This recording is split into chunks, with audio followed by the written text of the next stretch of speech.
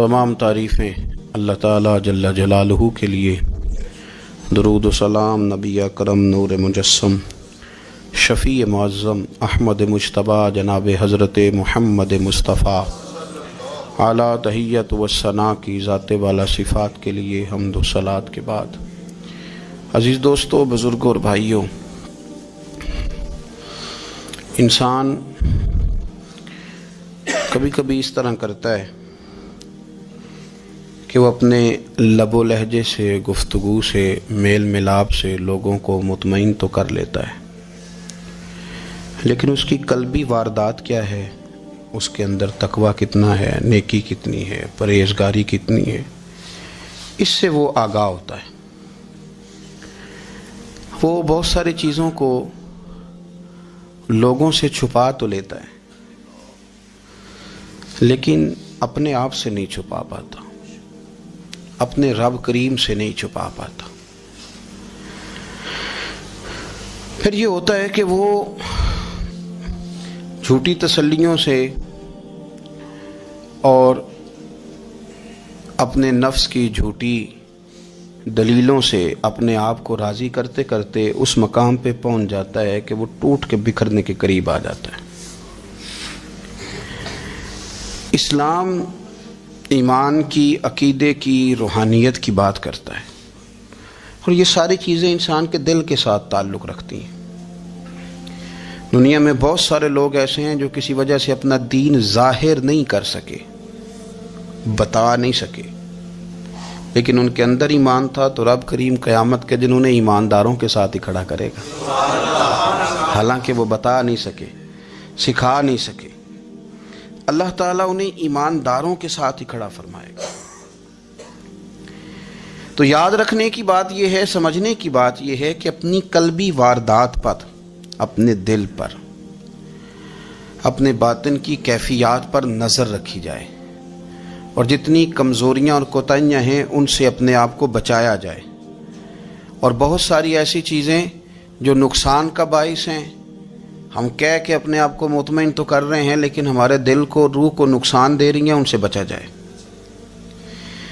قرآن حکیم فرقان حمید نے ارشاد فرمایا، سورہ ملک کے اندر فرمایا، وَأَسِرُّوا قَوْلَكُمْ، تم کوئی بات چھپا کے کرو، اَوْ اجْهَرُوا بِهِ، یا اعلانیہ کرو۔ اگر سمجھنے کے لیے انسان کو کوئی چیز درکار ہو نا، تو میرا خیال ہے کہ یہ آیہ کریمہ کافی ہو جائے اس کے لیے۔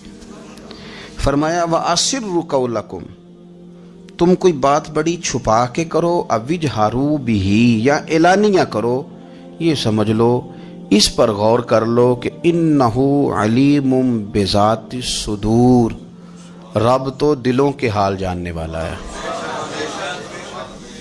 تم اعلانیہ کرو یا چھپا کے کرو، وہ تو جانتا ہے، علیم بذات الصدور، وہ تو دلوں کے حال جاننے والا ہے۔ تم بے شک اونچا کرو، بے شک آہستہ بولو۔ آیت نازل کب ہوئی؟ شان نزول بھی بڑا انوکھا ہے۔ مشرکین مکہ رسول کریم صلی اللہ علیہ وسلم کے بارے میں معاذ اللہ باتیں کرتے تھے، تو حضور اللہ کے دیے ہوئے علم سے انہیں جان لیا کرتے تھے۔ ایک دن وہ باتیں کر رہے تھے، تو باتیں کرتے کرتے نا مشرکین مکہ نے عجیب بات کر دی، نادان تھے نا، جانتے نہیں تھے، عجیب بات کر دی، کہنے لگے آہستہ بولو، کہیں محمد صلی اللہ علیہ وسلم کا رب سن نہ لے، آہستہ بولو، اونچی بات نہ کرو، کہیں مصطفیٰ کریم علیہ السلام کا خدا سن نہ لے۔ تو اللہ نے آیت نازل کر دی، فرمایا نادانو وَأَسِرُّوا قَوْلَكُمْ اَوْ اجْهَرُوا بِهِ، آہستہ بولو یا اونچا بولو۔ اور شارحین نے، مفسرین نے لکھا ہے نہ بھی بولو، آہستہ بولو یا اونچا بولو، یا بے شک تم کوئی بات زبان سے ادا نہ بھی کرو، انہو علیم بذات الصدور، رب تو تمہارے دلوں کے حال جاننے والا ہے، اسے تو پتہ ہے تم نے سینے میں کیا چھپایا ہے، حسد چھپایا ہے کہ رشک چھپایا ہے، عداوت چھپائی ہے کہ محبت چھپائی ہے، اسے تو پتہ ہے، اسے خبر ہے، اس لیے کہ وہ نظر ہی تمہارے دل پہ رکھتا ہے، اسے پتہ ہے تمہارے اندر کیا ہے۔ ہم لوگوں نے نا اپنی سارے معاملات دنیا داروں سے، لوگوں سے، یاروں سے، دوستوں سے وابستہ کر لیے۔ ہمیں تعریف بھی بندوں سے چاہیے، ہمیں اچھے ہونے کا جو ڈگری ہے وہ بھی بندوں سے چاہیے. ہم بندے بڑے نیک ہیں، یہ بھی لوگ کہیں تو پھر ہم مطمئن ہیں. ہم صحیح راستے پہ چل رہے ہیں، یہ سند بھی بندوں سے چاہیے. ہر بات پر اعتماد خلق، ہر وقت لوگوں پر ہی دھیان، لوگوں پر ہی توجہ، لوگوں کے معاملات ہی ڈسکس کرنا. بھئی یہ تو تیرے ذمہ ہی نہیں. تجھے تو کہا گیا ہے کہ وَمَن يَتَوَكَّلْ عَلَى اللَّهِ، تو اپنے رب کی ذات پر بھروسہ کر، فَهُوَ حَسْبُهُ، وہ تیرے لیے دنیا میں بھی کافی ہو جائے گا، آخرت میں بھی کافی ہو جائے گا. وہ تیرے لیے کافی ہے تیرا رب رسول. تو اللہ رسول کی جانب توجہ کر. ہماری ساری معاملات بندوں کے ساتھ مطلب فلانے کو کیا مل رہا ہے، فلانا کدھر جا رہا ہے، فلانے کے پیسوں پہ میرا کتنا حق ہے، فلانا آگے نکل گیا، فلاں پیچھے رہ گیا، فلاں نے محبت سے نہیں دیکھا، فلاں نے یہ کر دیا. آپ ساتھ چھوڑیں. یہ تو ہر وقت تو ذکر آپ کو اللہ کا کرنا تھا. یا ایھا الذین آمنوا اذکروا اللہ ذکرا کثیرا وسبحوہ بکرۃ واسیلا. یہ جو آپ ہر وقت بندے کر رہے ہیں یہ تو آپ کو حکم ہی نہیں ہے. آپ نے تو ہر وقت اللہ اللہ کرنی تھی. تو جو کام کرنے کا تھا وہ چھوڑ دیا، جو نہیں کرنا چاہیے تھا اس پہ بحث شروع کر دی. پھر دل کے اندر مد و جزر خراب ہوتے ہیں، قلبی واردات بگڑ جاتی ہے، حسد پیدا ہوتا ہے، انسان کو لالچ پیدا ہوتا ہے، انسان حریص ہو جاتا ہے، انسان لوگوں سے عداوتیں پال لیتا ہے. کبھی ایسا کام نہ کرے. شہد بڑا میٹھا ہوتا ہے. عرب کے اندر ایک درخت پایا جاتا تھا، ایلوا اس کو کہتے تھے. اس طرح ہمارے ہاں نیم نہیں ہوتی، کڑوا ترین اس کا ذائقہ ہوتا ہے. اور آپ کچھ دیر اس کو پانی میں ڈال دیں تو پانی بھی سارا کڑوا ہو جاتا ہے، چونکہ اس کے خمیر میں رب کریم نے کرواہٹ رکھی ہے اور حکمت ہے. اس کرواہٹ کا بھی اپنی جگہ فائدہ ہے. لیکن حضور سید عالم صلی اللہ علیہ وسلم نے ایک مثال بیان فرمائی اور وہ بڑی سمجھنے کی ہے. حضور مثالیں دیتے تھے تو کمال ہو جاتی تھی. بڑے سے بڑا ان پڑھ بندہ بھی اس کی روح تک بات اتر جاتی تھی. کریم محبوب علیہ السلام فرمانے لگے کہ اگر ایلوا درخت کے کچھ ٹکڑے شہد میں ڈال دیے جائیں نا تو شہد سے زیادہ میٹھی چیز کوئی نہیں ہوتی. تو حضور فرماتے ہیں کہ وہ ایلوا کا درخت جو ہے وہ شہد کو بھی بگاڑ دیتا ہے، اس میں کرواہٹ پیدا کر دیتا ہے. حالانکہ وہ بڑا میٹھا تھا، اپنی جگہ اس کی مٹھاس میں کوئی کسی قسم کی کمی نہیں تھی، لیکن وہ ایلوا کے درخت نے اسے بگاڑ دیا. اللہ کے محبوب فرماتے ہیں جس طرح ایلوا کا درخت شہد کو تباہ کر دیتا ہے نا، اس طرح حسد آدمی کے ایمان کو تباہ کر دیتا ہے. ایمان بڑی میٹھی چیز ہے، بڑی حسین چیز ہے، لیکن جب حسد آ گیا نا، حسد ہے کیا؟ حسد بندوں سے نہیں ہوتا، یہ سمجھ لیں. حسد کا مطلب، حسد کی لغوی تعریف یہ ہے کہ یہ سمجھ لینا کہ یا اللہ اسے نہیں دینا چاہیے تھا، مجھے دینا چاہیے تھا. یہ تعریف ہے. تو حسد ہوتا کس سے؟ حسد دراصل بندے پہ نہیں کیا جاتا. حسد کا معنی یہ ہے کہ آپ اللہ کی تقسیم پر اعتراض کر رہے ہیں. آپ کا کہنا یہ ہے کہ یا اللہ یہ تقسیم ٹھیک نہیں ہوئی، معاذ اللہ یہ ادھر چلا گیا، یہ تو ادھر آنے والی چیز تھی. تو یہ آپ نے ڈائریکٹ جو مقابلہ شروع کیا، معاذ اللہ یہ تو آپ نے اللہ کی تقسیم کے ساتھ شروع کر دی. تو پھر دل میں بگاڑ آتا ہے، پھر انسان ٹوٹ پھوٹ کا شکار ہوتا ہے، پھر وہ کمزور پڑ جاتا ہے، پھر وہ ایسی باتیں کرتا ہے جو اس کے منصب کے مطابق نہیں ہوتی، کچی بات کرتا ہے، کمزور بات. اللہ بہتر جانتے ہیں کون سی چیز اس نے کہاں رکھنی ہے. رب کی حکمت پر اور اس کی دی ہوئی توفیق پر راضی رہنا ایمان کا تقاضا ہے. لیکن ہمیں تو چاہیے تقسیم اپنی مرضی کی. ادھر کیوں چلا گیا، ادھر آنا چاہیے تھا. بھئی آپ کو یہ کس نے حق دیا ہے؟ مالک نے جو چاہا، جب چاہا، جہاں چاہا اپنے فضل سے عطا فرمایا. حسد، اور پھر اس کے اگر کوئی حسد نہیں کرتا تو لالچ شروع کر دیتا ہے. وہ کہتا ہے کہ یہ جو اس کا مال ہے اس میں میرا بھی حق تھا، یہ تو مجھے ملنا چاہیے تھا. آپ یقین کریں کہ بندے بندوں سے کم پیار کرتے ہیں، جیبوں سے زیادہ پیار کرتے ہیں.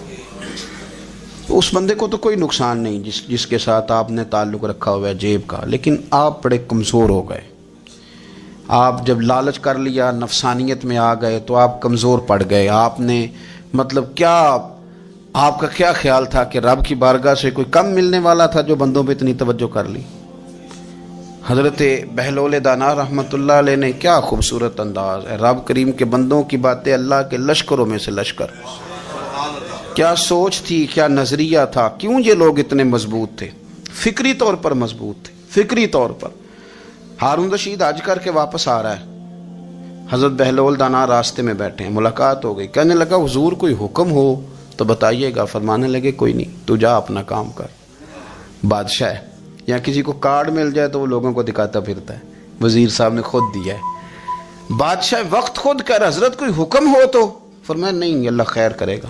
تو کہنے لگا حضور میں نے سنا ہے آپ مقروض ہیں، تو بتا ہی دیتے۔ تو آپ مسکرا کے فرمانے لگے تیرا کیا خیال ہے بھلا؟ کہنے لگے حضور کس بابت؟ فرمانے لگے تیرا کیا خیال ہے کہ اللہ ہارون رشید کو دے گا اور بہلول دانا کو بھول جائے گا؟ تیرا کیا خیال ہے؟ رب کریم ہارون رشید کو تو دیتا جائے گا اور بہلول دانا کو بھول جائے گا؟ بادشاہ کہتا ہے کہ میں چکرا ہی گیا کہ بھلا اس سوال کا کیا جواب ہے؟ تو میں نے کہا حضور رب تو بھولنے سے پاک ہے، وہ تو کسی کو نہیں بھولتا، اسے نہ اونگ آتی ہے نہ نیند آتی ہے۔ تو فرمانے لگے جا پھر اپنا کام کر، جب مناسب سمجھے گا تو بہلول کو بھی قرضے سے نجات عطا کاری دے گا۔ تو جا اپنی ڈیوٹی کر، وہ جب چاہے گا نا تو میرے قرضے دور۔ تو کیا سمجھتا ہے کہ تجھے یاد رکھے گا مجھے بھول جائے گا؟ یہ کیسے ہو سکتا ہے؟ او یار ادھر دیکھ میری بات سن۔ او بھائی وہ تیرا میرا رب ہے، یہ ہو سکتا ہے کہ امیروں کو دے دے اور تیرے جیسے میرے جیسے غریبوں کو وہ بھول جائے؟ یہ ہو سکتا ہے؟ تو کیوں لوگوں کی جیبوں پہ توجہ، لوگوں کی جیبوں پہ نظریں، فلانے کے پاس آ گیا تو میں رہ گیا، مطلب کس لیے؟ ہمارا رب کسی کو بھولتا نہیں ہے، کسی شخص کو وہ میرا مالک اپنے فضل سے نظر انداز نہیں کرتا، وہ سب کو نوازتا ہے، لیکن اس کی حکمت کے تقاضوں کا انتظار کرنا مسلمان کی شان ہے۔ کبھی کسی حسد میں کبھی کرنا ہو تو رشک کریں، مزہ آئے گا۔ اور یہ رشک کرنے کا نا، رشک کا معنی کیا ہے؟ حسد کا معنی ہے یا اللہ اسے نہیں دینا چاہیے تھا، مجھے دینا چاہیے تھا، اور رشک کا معنی یا اللہ تو نے دیا ہے، کیا بات ہے، اسے دیا تو کیا بات، اگر تو نے دیا تو مالک جچا بھی ہے، اگر تو نے دیا ہے تو نظر بھی آیا ہے، اگر تو نے دیا ہے تو پھر کیا بات ہے، کمال ہو گئی، وہ نظر آ رہا ہے۔ اور یا اللہ اسے دیا ہے تو میں بھی تیرا بندہ ہوں، اسے بھی اور دے اور مجھے بھی عطا فرما۔ یہ رشک ہے۔ رشک کا نا حضور نے حکم دیا ہے، نبی پاک نے رشک کا۔ ہمارا یہ مسئلہ ہے کہ ہم نا جو کرنے والا کام ہے وہ نہیں کرتے، رشک کریں۔ بخاری مسلم میں حدیث ہے، نبی پاک صلی اللہ علیہ وسلم نے فرمایا 2 بندوں پر رشک کرو۔ کہو کیا بات؟ رشک کرو 2 بندوں۔ یا رسول اللہ کون کون سے؟ فرمایا ایک وہ مالدار جسے اللہ دولت دے اور وہ صبح بھی رب کے رستے میں خیرات کرے اور شام بھی رب کے رستے میں خیرات کرے، یہ قابل رشک ہے۔ کہو تیری کیا بات ہے بھائی، کیا تجھے اللہ نے نوازا ہے، اور اس پر رشک کرو کو یا اللہ اسے اور دے تاکہ یہ تیرے بندوں پہ اور اثار کرے اور تیرے بندوں پہ سخاوت کرے، اور اللہ اس کے فعل تصدق ہمیں بھی عطا فرما۔ اور حضور فرماتے ہیں ایک مالدار پر جو صبح و شام سخاوت کرے، اور ایک اس عالم پر جسے اللہ قرآن کا علم دے، وہ صبح بھی لوگوں کو قرآن مجید کے ترجمے، تفسیریں، قرآن کے درس سکھائے، اور شام بھی لوگوں کو قرآن مجید کے درس عطا فرمائے۔ اس پر رشک کرو، کہو کیا بات ہے یار تیری، تجھے اللہ نے کتنا نوازا۔ قابل رشک لوگوں پر رشک کرو، ان کی تعریف کرو، ان کے لیے اچھے کلمات ادا کرو۔ معاشرے میں حسد پرموٹ ہوا ہے، اگر کبھی رشک پرموٹ ہوتا نا تو عزتیں بڑھ جاتی، محبتیں بڑھ جاتی، خلوص میں اضافہ ہوتا، لوگ ایک دوسرے کے قریب آتے۔ ہم نے کسی فضیلت والے کی فضیلت کو تسلیم کرنے سے انکار کر دیا، ہم نے کسی بڑائی والے کی بڑائی کو تسلیم کرنے سے انکار کر دیا، ہم نے حسد کیا، ہم نے لالچ کیا، ہم حریص ہوئے۔ اس کا نقصان یہ ہوا کہ لوگ ایک دوسرے کے پاس رہتے ہوئے پاس نہیں رہتے، ایک دوسرے کے ساتھ وقت گزار رہے ہوتے ہیں لیکن ان کے بارے میں رویے ان کے سخت ہوتے ہیں، لب و لہجہ تلخ ہوتا ہے، جب وہ کسی کے بارے میں بے لاگ تبصرہ پوچھا جائے تو غلط باتیں کریں۔ رشک کریں، دیکھیں نا حضرت ابو بکر صدیق رضی اللہ، حضرت عمر فاروق رضی اللہ، ساری زندگی دوڑ لگی رہی۔ حضرت عمر کہتے میں نے ساری زندگی دوڑ لگائی ہے کہ ابو بکر سے آگے گزر گئے، لیکن یہ دوڑ حسد والی نہیں، یہ رشک والی۔ فرماتے میرا دل کرتا تھا کہ میں نیکیوں میں ابو بکر سے آگے گزر جاؤں، حضور کے عشق میں ابو بکر سے آگے گزر جاؤں، نبی پاک علیہ السلام کی اولاد کی محبت میں ابو بکر سے آگے گزر جاؤں، میں نا خیر کے کاموں میں آگے گزروں۔ کہتے میرا ساری زندگی رشک کا رشتہ رہا، یہ رشتہ شاندار ہے، اس پر عمل کریں، اس پر توجہ کریں۔ بجائے اس کے کہ یہ کہنا کہ استاد جی کا فلانے سے زیادہ پیار ہے، پیار کی وجوہات تلاش کر. مرشد فلانے پہ نظر رکھتے ہیں تو میرے بھائی وہ نوٹوں کی وجہ سے نظر نہیں رکھتے، تو وجہ تو تلاش کرنا، وجہ کیا ہے. تو اپنے آپ کو اس طرح کا بنا، تو اس طرح کی کیفیات پیدا کر اپنے اندر. ہم کیا کرتے ہیں کہ رشک کرنے کی بجائے حسد کرتے ہیں. حسد نہیں کریں، اپنے آپ کو سنواریں، وہ رشک کی وجہ سے آپ سنوار سکتے ہیں. نبی پاک علیہ السلام کی پیاری زوجہ ام المومنین سیدہ عائشہ صدیقہ، بڑی شان ہے اس خاتون کی، بڑی عظمت ہے ان راہوں کے صدقے جن رستوں سے سیدہ پاک کی سواریاں گزرا کرتی. کیا درجہ اللہ نے دیا ہے سیدہ عائشہ صدیقہ کو. کہتی ہیں حضور کا وصال میری گود میں ہوا ہے. اور مولا علی شیر خدا فرماتے ہیں میں نے حضور کو سب سے زیادہ عائشہ صدیقہ سے پیار کرتے ہوئے دیکھا. اور عائشہ صدیقہ رضی اللہ تعالیٰ عنہ فرماتی ہیں میں نے حضور کو سب سے زیادہ فاطمہ الزہرا سے پیار کرتے دیکھا. یہ الگ ماحول ہے ان کا آپس میں. تو حضرت عائشہ صدیقہ اتنا بڑا مقام، لیکن وہ فرماتی ہیں میں نے ساری زندگی سیدہ خدیجۃ الکبریٰ پہ رشک کیا. میں نے کہا کیا بات تھی اس خاتون کی جو وصال کر گئیں، لیکن شاید کو دن خالی جاتا ہو کہ مدینے والے ان کی وفاؤں کا ذکر نہ کرتے. شاید کوئی خالی دن جاتا. کہتی ہے میں نے اتنا قابل رشک ماحول نہیں دیکھا. ایک دن حضور گھر میں گوشت لائے اور مجھ سے فرمایا عائشہ گوشت پکاؤ. تو میں اسے صاف کرنے لگی تو حضور فرمانے لگے شوربہ ذرا زیادہ کرنا. میں نے عرض کی حضور کیا کچھ مہمان آئیں گے گھر میں؟ تو فرمایا نہیں عائشہ، مدینہ منورہ میں نا مجھے پتہ چلا ہے خدیجۃ الکبریٰ کی کچھ سہیلیاں آئی ہیں، تو شوربہ بنا، میں انہیں پہنچاؤں گا. خدیجہ کی سہیلیوں کو شوربہ زیادہ پکا ذرا. تو حضرت عائشہ صدیقہ کہتی ہے میں نے بڑے نرم لب و لہجے میں بڑی بنا سوار کے مسجع مکفہ چن کے جملے بات کی. میں نے عرض کی حضور سنا ہے وہ آپ سے 15 سال عمر میں بڑی تھیں، نکاح بھی پہلے ہو چکا تھا، اور بتاتے ہیں لوگ کہ بظاہر کوئی حسن و جمال بھی اس ماحول کا نہیں تھا. حضور اللہ نے آپ کو جوان اور خوبصورت بیویاں دی ہیں، پر میں جب بھی سنتی ہوں جناب خدیجہ کا ذکر ہی سنتی ہوں. میں نے رشک کے انداز میں کہا. کہتی میں بات کہہ کے خاموش ہو گئی، اور جب میں نے نظر اٹھا کے دیکھا تو حضور کی آنکھوں میں آنسو. نبی پاک صلی اللہ علیہ وسلم کا یہ انداز دیکھا تو میں نے کہا حضور میں رب رسول کی بارگاہ میں توبہ کرتے ہیں، اب تو رو دیے. تو حضور فرمانے لگے عائشہ یہاں جو بھی آیا ہے نا وہ سکھوں اور آسانیوں کے دنوں میں آیا ہے، اور خدیجہ میری ان دنوں کی ساتھی تھی جو میرے تکلیف کے دن تھے، میری آزمائشوں کی، میری پریشانیوں کی میری ساتھی تھی.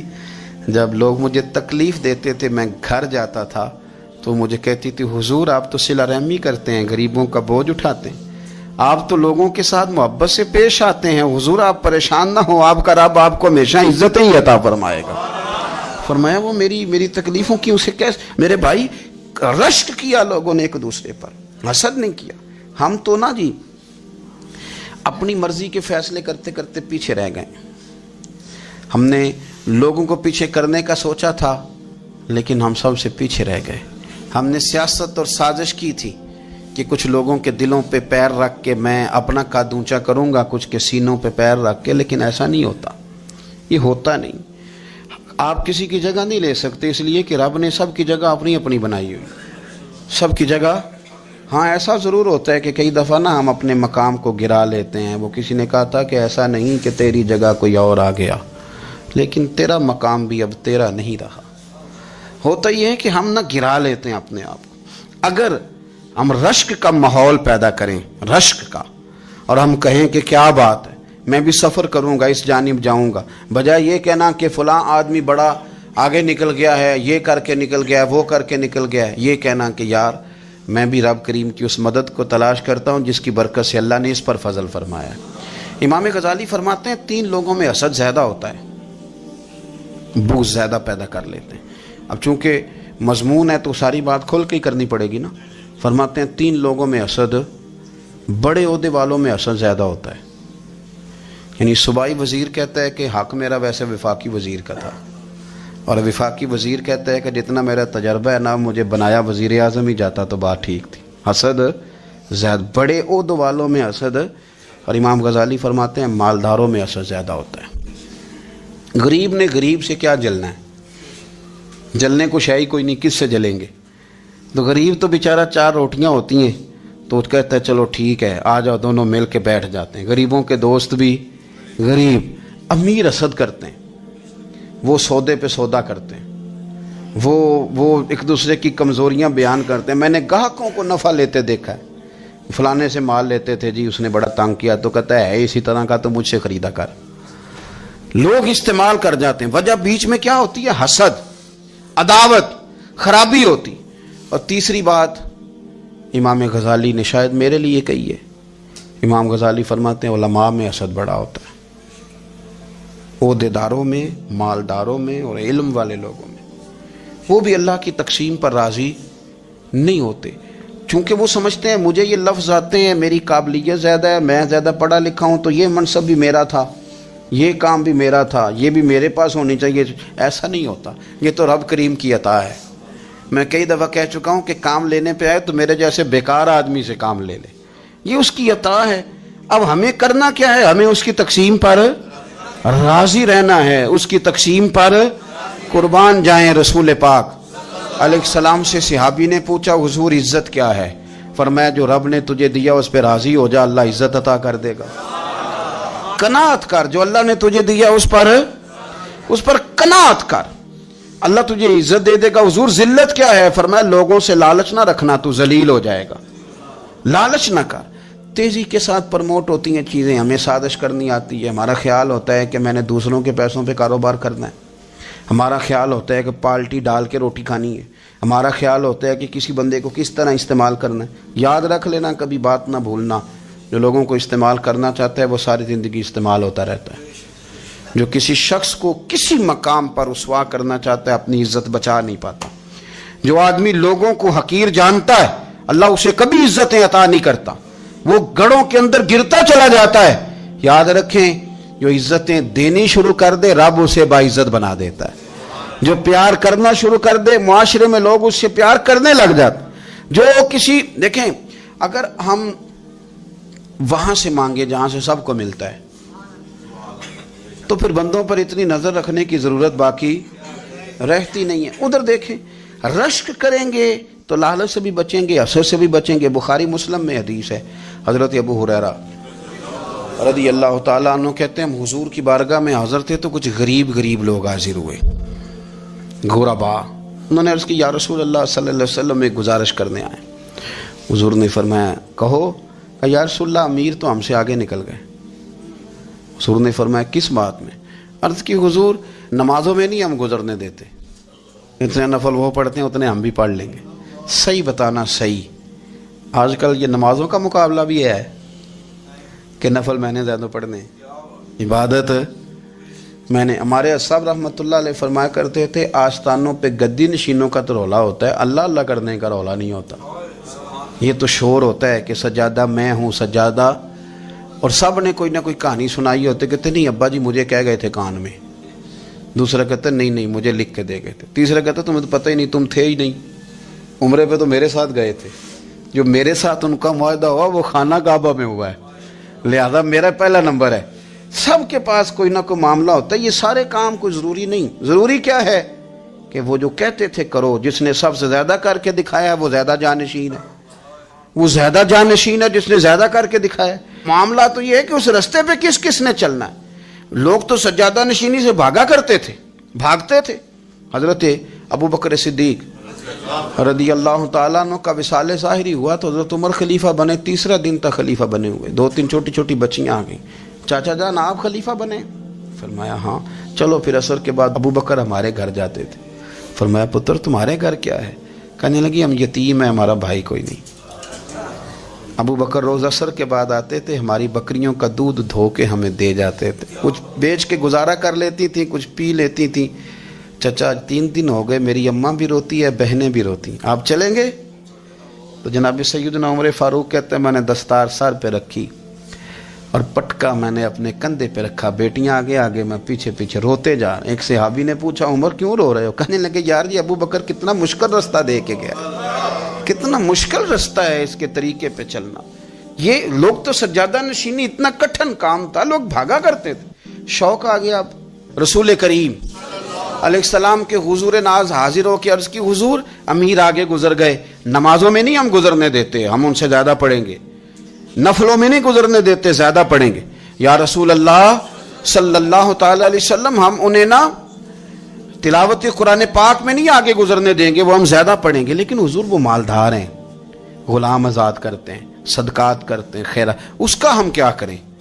हजरत सैयदना अबू हुरैरा फरमाते हैं कि जवाब तो हुजूर ने बाद में देना था, पर जब उनका सवाल खत्म हुआ तो मैंने हुजूर का चेहरा नूर देखा, तो रसूल पाक का चेहरा खुशी से खिलता हुआ मुझे नजर आया। गोया ये जो रश्क है ना कि नेकी में आगे गुजरना, ये हुजूर को इतना पसंद आया कि उनके सवाल से हुजूर बड़े राजी हुए। करीम फरमाने लगे, हुजूर फरमाने लगे, मैं तुम्हें एक वजीफा बताता हूँ, तुम वो पढ़ो, अमीर जितनी भी नेकियां करेंगे ना, अल्लाह तुम्हें उनके बराबर सवाब दे देगा। ले लो नुस्खा, ये करो काम। या रसूलल्लाह बताएं, फरमाए रात को ना 33 बार सुभान अल्लाह पढ़ा करो, 33 बार अल्हम्दुलिल्लाह पढ़ा करो, 34 बार अल्लाहु अकबर पढ़ा करो। अब जितनी भी नेकियां अमीर करेंगे ना, तुम्हारे वजीफे की बरकत से अल्लाह तुम्हें उनके बराबर सवाब अता कर दे। अब जनाब अबू हुरैरा कहते, मैंने उनके चेहरे देखे तो मुझे यूं महसूस हुआ कि जिस तरह किसी बंदे की खोई हुई रकम मिल जाए तो वो राजी नहीं होता।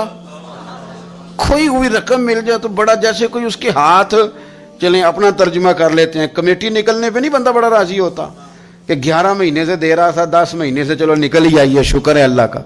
बड़ा खुश होता है बंदा, बड़ा राजी होता है। इस तरह उन लोगों के चेहरे खिल उठे, क्या बात है हुजूर, बस अब नहीं हम गुजरने देते। घर चले गए, वजीफे पढ़ने लगे। कुछ दिनों के बाद उनमें से कुछ लोग वापस आए। हज़रत अबू हुरैरा कहते हैं, मुझे चूँकि वो पुरानी बात याद थी तो मैं दिलचस्पी से उनका आना जाना देखने लगा। वो करीम की बारगाह में आके बैठे तो उनमें से एक शख्स बड़ी परेशानी के साथ कहने लगा, हुजूर बड़ी परेशानी लग गई। फरमाया क्या हुआ? अर्ज़ की, या रसूल अल्लाह सल्लल्लाहु अलैहि वसल्लम, वो जो आपने वजीफ़ा बताया था ना, मेरे कुछ पड़ोसी अमीर हैं, वो तो उन्होंने भी सुन लिया है। हुजूर रात मैंने सुना है, वो मालदार बंदा है, सदके खैरात भी बड़े करता है, गुलाम भी बड़े आज़ाद करता है, पर वो भी सोते वक्त 33 बार सुभान अल्लाह पढ़ रहा था। वो तो उसने भी सुन लिया हुजूर, वो बात यहाँ से निकली है, जाने कहाँ कहाँ पहुंच गया, तो वो भी पढ़ रहा था, हुजूर अब क्या बनेगा? तो कहते हैं उसके सवाल पर भी मेरे हुजूर बड़े ही मुस्कुराए, बाकायदा देहक हो गया हुजूर के, देहक हो गया। सरकार खोल के नहीं मुस्कुराते, लेकिन आज हुजूर इतना मुस्कुराए कि मैंने हुजूर के मुकद्दस दांतों की जियारत कर ली। देहक हो गया बाकायदा हुजूर का। हुजूर फरमाने लगे, उन्होंने भी सुन लिया हुजूर, और सुन के पढ़ना भी शुरू कर। अब बात को समझे कि किसी अमीर ने ये नहीं कहा कि ये तो गरीब के लिए वजीफा था। मैं कहता हूं अल्लाह अल्लाह का मिजाज ही नहीं। मिजाज ये कि सियासत कैसे करनी है, चक्कर कैसे चलाना है, कोई कहानी कैसे सुनानी है। उधर उनको मिला, हालांकि बात तो गरीबों से हो रही थी। हुजूर वो तो उन्होंने भी पढ़ना शुरू कर दिया। अब हम क्या करें? तो रसूल करीम ने फरमाया, वो भी पढ़ रहे हैं, हुजूर पढ़ रहे हैं, तो फरमाया ज़ालिका फ़ज़लुल्लाह यूतीही मन यशा। भाई फिर ये तो अल्लाह का फजल है ना, वो जिसे चाहे अता करे। अब ये हुजूर ने कह दिया तो हज़रत अबू हुरैरा कहते हैं, मैंने पलट कर उन लोगों के चेहरे देखे, कुर्बान जाएं, मैंने फिर उनके चेहरों पर इत्मीनान देखा, मैंने सुकून देखा, इसलिए कि वो समझ गए जब रब फजल करे तो फिर फजल के मामले में अल्लाह के बंदे बहस नहीं किए करते। वो मुतमईन होके गए, कहने लगे हुजूर फिर ठीक है, अगर मालिक इस तरह तकसीम कर रहा है तो फिर हम राजी हैं अपने रब करीम की रज़ा पे। अपनी जिंदगी जब आप बड़ी मोहब्बत से कुर्ब व जवार से तशरीफ़ लाते हैं, मैं कुरान और सुन्नत के बहुत सारे उन्वानात देख के आपकी खिदमत में एक बात अर्ज़ करूं, अपनी सारी तवज्जो अपने रब रसूल की जानिब मायल करें। जितना आप दाएं बाएं देखेंगे ना, उतना गाड़ी के टकराने का ख़तरा बढ़ जाएगा, वसवसे ज़्यादा आएंगे, उलझ जाएंगे। इतना ज़्यादा दाएं बाएं ना देखें, ये क्या कर रहा है, फलाना क्या कर रहा है, फलाने का ये मामला किस तरह का था, ना ना ना। आप तवज्जो अल्लाह की जानिब रखें। देखें मेरा और मेरे रब का मामला ठीक चल रहा है, अल्लाह रसूल के साथ मेरे मामलात ठीक हैं। यहाँ तो आप किसी की इस्लाह करेंगे, दावत देंगे या दुआ करेंगे, तनकीद की तो वैसे दीन में इजाज़त नहीं है। आपने यहाँ किसी की इस्लाह करनी और वो दर्द के साथ करनी, और यहाँ किसी के लिए दुआ करनी है कि या अल्लाह इस बंदे पे रहम फरमा, इसे बदल दे। तनकीद की और तंज की तो इजाज़त اپنا معاملہ رب کریم کے ساتھ، ہماری سوچیں کس طرح کی ہیں، ہمارے اندر ماحول کس طرح کا ہے، وہ چونکہ دلوں کے حال